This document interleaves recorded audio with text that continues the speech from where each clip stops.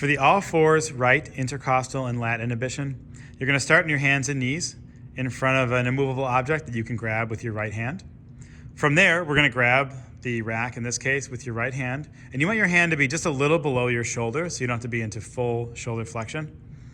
We're then going to straighten the left leg with your toes in the ground like you can see here, and just gently reach through that left arm to not let that left side sink.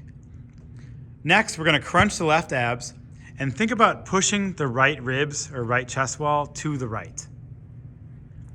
We're going to then sync this up with breathing. So every time you inhale, you're going to keep gripping that rack or that bar as you slide back. Think about left toes moving back. As you exhale, we're just going to hold that position, keeping the left abs crunched and that right chest wall pushed to the right. You're going to inhale through your nose again and slide back a little bit further, repeating this process for 5 breaths.